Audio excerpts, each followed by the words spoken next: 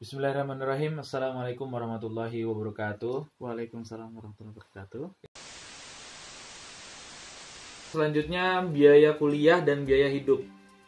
Biaya Untuk biaya kuliah nih, kalau negeri dulu, swasta dulu nih. negeri dulu deh. Negeri. Kalau negeri itu paling murah 300-400 TL. Wow. Paling mahal sekitar 1000 bahkan sampai 1100-1200. Rupiahnya yang paling mahal mungkin 3 juta lah, 2.800.000. Paling murahnya sekitar berapa? 300 kali 900 ribuan. 900 ribuan paling. Wow. Paling murah. Semester loh. Satu semester. Satu semester. Kalau di swasta yang anak pernah dengar ya, paling murahnya itu $2.500. Atau Rupiahnya itu 2.538 jutaan ya. per tahun. Per tahun. Berarti per semesternya Pas semesternya ya hampir 20 juta lah. 20 juta, 16-18 juta. Iya. 18 jutaan paling murah per tahun. Per semester. Ya, kalau anak sendiri sih $4.000 atau 60 jutaan setahun. Tapi ada juga yang lebih mahal. Contoh teman anak nih, dia di Bajashare University itu setahunnya $7.900 atau 115-an juta. 110 lah. 110. Iya, satu tahun. Berarti Ya segitulah. 60 juta ya per semester. Iya, 60 juta. Paling mahal 60 juta, paling murah 15 juta. Ada sih yang lebih mahal. Ada. Kedokteran di universitas sana itu $20.000 satu tahun. Berapa rupiah itu? Berapa rupiah? 280 juta Satu tahun tapi. satu tahun. Kayaknya hampir sama deh sama universitas di Indonesia. Iya nggak sih? Universitas swasta. Oh enggak. Kakak aku kedokteran di universitas swasta di Semarang, dia satu semesternya kalau nggak salah itu 20-30-an juta. Berarti fix mahal di. Untuk biaya hidup. Biaya hidup nih antum harus tahu. Kalau misalkan Turki itu memiliki Ada kota megapolitan, ada kota biasa. ada kota besar atau kota kecil lah. Iya. Bahkan ada pedesaan. Kalau orang-orang yang hidup di kota besar seperti Ankara, Istanbul, Antalya, Izmir, itu udah pasti agak mahal. biaya hidupnya agak tinggi. tinggi.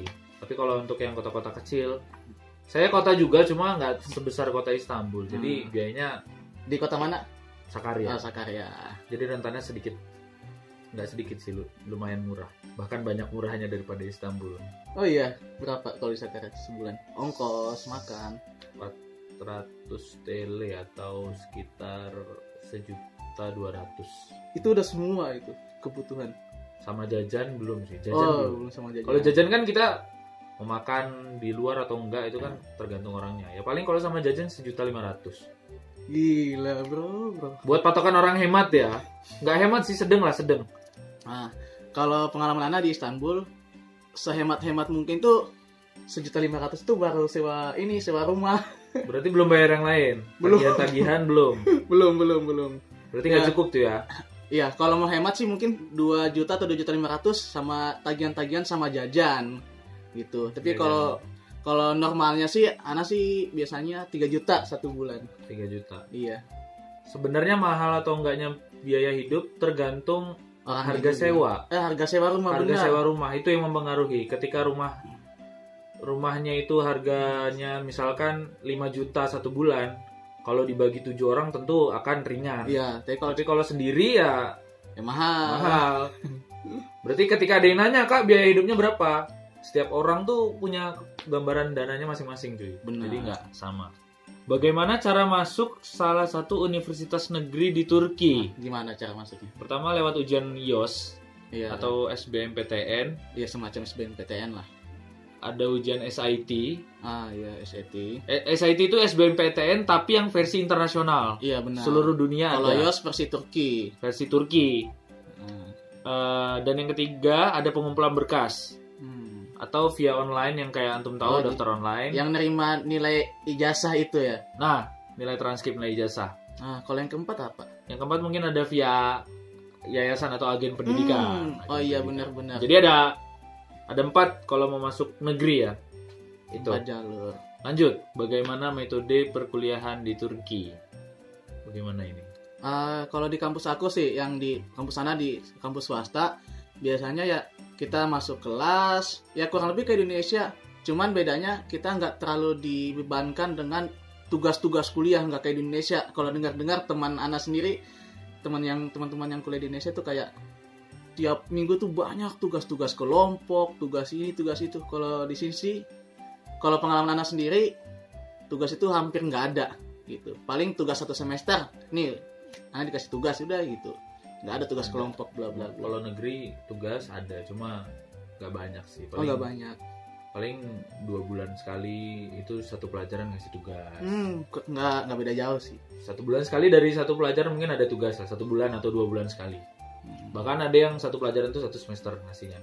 Metode pembelajaran ya udah kita biasanya gurunya atau dosennya itu menjelaskan, laptop disambungkan ke proyektor, tancap ke papan. Nanti dosennya sambil nyoret-nyoret di depan, presentasi segala macem. Mungkin nanti ada diskusi bareng kawan-kawan, ada juga tanya jawab sama siswa. Ya kayak gitu aja tiap hari. Iya. Dan satu pelajaran 45 menit.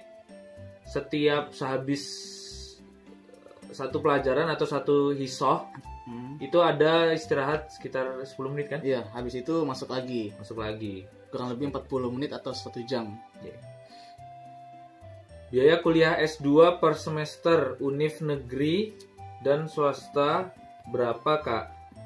Kalau negeri berapa? Kayaknya sama sih sama yang Gak beda jauh ya. Gak beda jauh sama yang S1. Ya paling mahal 1.000 lah atau 1.200. Terus yang paling murah mungkin 600 atau 700 TL per semester. Berarti kan ada 4 semester tuh, dikaliin aja. Ya kalau di swasta juga sih kurang lebih sama ya. Rata-rata kalau yang Ana dengar dari teman-teman yang kuliah di IZU itu kurang lebih 20.000 lira sampai tamat. 20.000 lira berarti 60 juta sampai tamat. 50-60 juta lah. 50-60 juta. Oke. Tahun ajaran baru perkuliahan di Turki bulan apa, Kak? Nah, tahun ajaran baru ini itu akhir summer, biasanya September.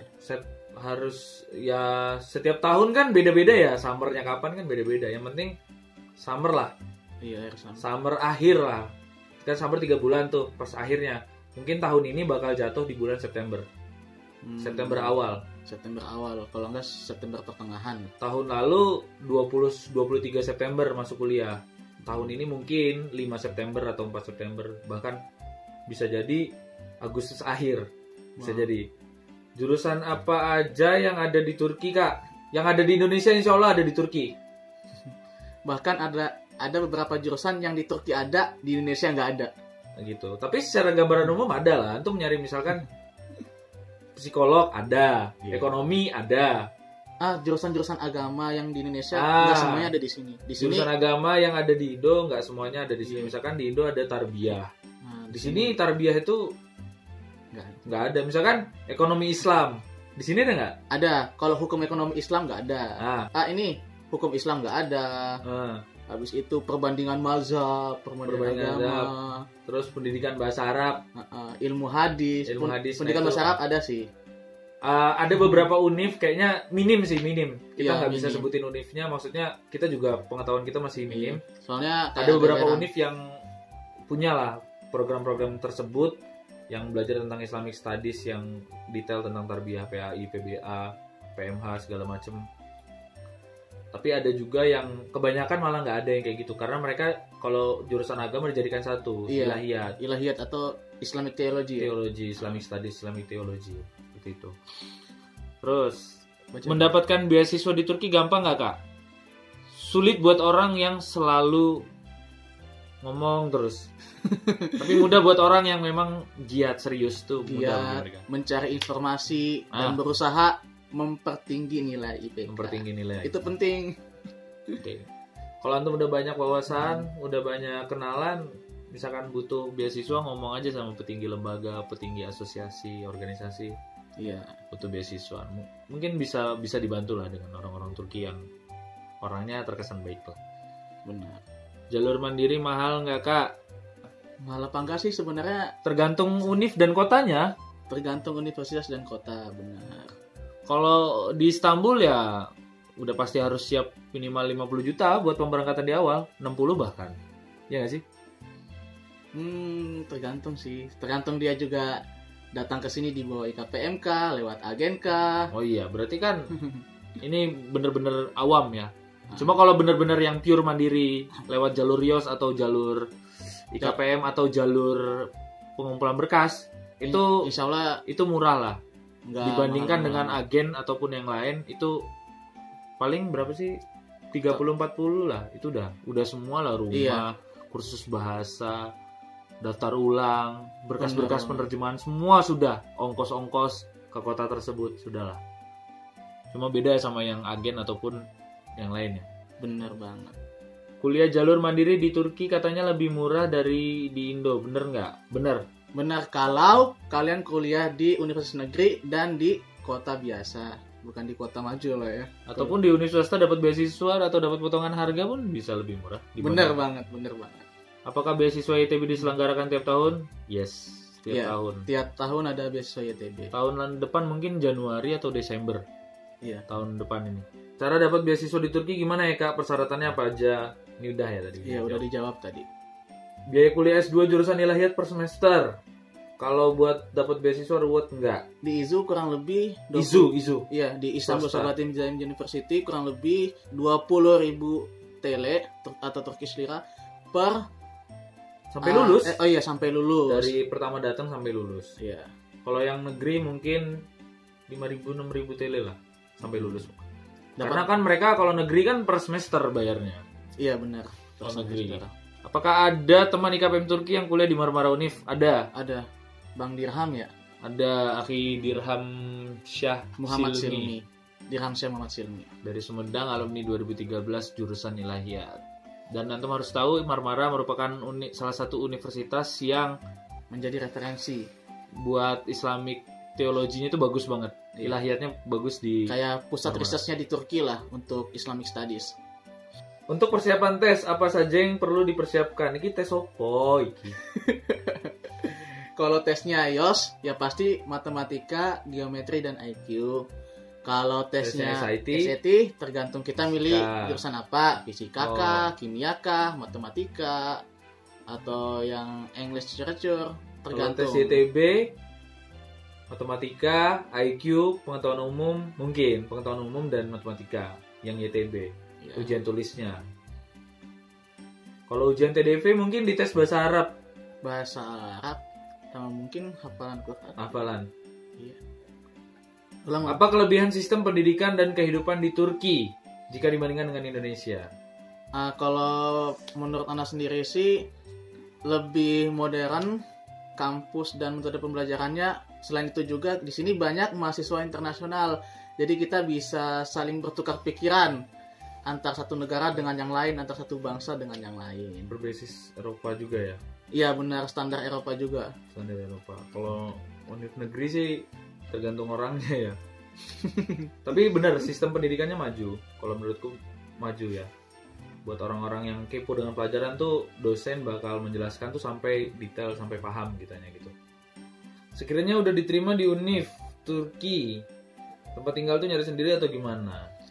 Tergantung antum jalur apa gitu. Keterima universitas nih, kalau misalkan jalur YTB atau beasiswa YTB TDV itu sudah disiapkan Jadi auto iya. karena beasiswa YTB dan TDV itu fully funded gitu ya. Iya, udah include dengan Tempat tinggal, tempat living tinggal. cost segala macam. Cuma kalau beasiswa yang dari universitas dan yayasan biasanya nggak disediakan tempat tinggal. Iya. Mungkin ada beberapa yayasan dan asosiasi menyediakan tempat tinggal, cuma sedikit. Cuma kalau mutlak yang univ, potongan harga itu dari univ, kita nggak bakal tempat tinggal. Dan untuk anak-anak yang kesini mandiri, selain via agen, itu bakal nyari tempat tinggalnya sendiri. Iya. Untuk yang IKPM pun nyari tempat tinggalnya sendiri, cuma yang pasti dengan bimbingan teman-teman IKPM. Iya. Yang penting kalau kalian keterima di univ di Turki dan mau lanjut kuliah di sini, jangan malu-malu ya konsultasi ke Ya, tanya-tanya lah Iya. sama kenalan atau kakak kelas yang di Iya. Turki. atau bisa juga DM Instagram IKPM Turki. IKPM Turki. Minta info tentang TDV sama step setelah pemberkasan. Berangkatan. Step yang pertama yaitu menunggu hasil pendaftaran untuk dilanjutkan ke interview dan ujian. Biasanya lewat email ya. Lewat email. Setelah ujian dan interview nanti dilanjutkan lagi pengumuman resmi keterima beasiswa TDV. Setelah keterima tersebut nanti antum bisa melanjutkan step pemberkasan sebelum pemberangkatan ke Turki. Ngurus visa apapun itulah di situ nanti. Asuransi kesehatan segala macam di situ. Oke guys, ini pertanyaan seputar mandiri, kebanyakan mandiri, dan ada beberapa pertanyaan tentang YTB, TDV dan beasiswa lainnya. Itu bakal kita oper ke teman-teman kita dan ini kita bacakan pertanyaannya. Trik jitu untuk menghadapi interview beasiswa TDV atau YTB. Oke. Trik jitu untuk menghadapi interview YTB dan juga TDV. Saran dari saya yang pertama adalah catat, yaitu kuasai bahasa kamu yang akan kamu gunakan nanti, entah itu bahasa Arab ataupun bahasa Inggris. Seperti itu. Dan jangan lupa untuk mencari tahu pertanyaan-pertanyaan yang sering ditanyakan saat interview, khususnya YTB dan juga TDV. Yang kedua, perluas wawasan kamu tentang jurusan apa yang akan kamu ambil. Entah itu agama, ekonomi, hubungan internasional, ataupun jurusan yang lainnya. Yang ketiga adalah kuasai situasi saat interview. Kuasai di sini adalah bukan kamu hanya mengikuti interview ataupun menjawab pertanyaan dari interviewer, tapi kamu juga memberikan informasi lebih kepada interviewer. Yang keempat adalah cari tahu informasi tentang Turki. Nah, agar kamu nanti nanti tahu keadaan Turki dan juga kamu bisa memuji tentang Turki itu sendiri. Yang keempat adalah siapkan mental, dan yang terakhir adalah doa. Pengalaman interview dari awardee YTB KPM Turki.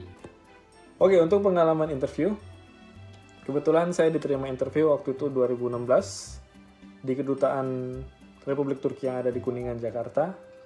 Dan waktu itu hari Jumat juga, sebelum Jumatan. Yang saya siapkan pada saat itu adalah satu kertas yang dimana di situ bersoal bahasa Inggris tentang soal yang sering ditanyakan pada saat beasiswa. Dan juga jawabannya saya siapkan untuk saya hafalkan waktu nanti masuk ke interview, seperti itu. Karena saya biasanya kalau di kantor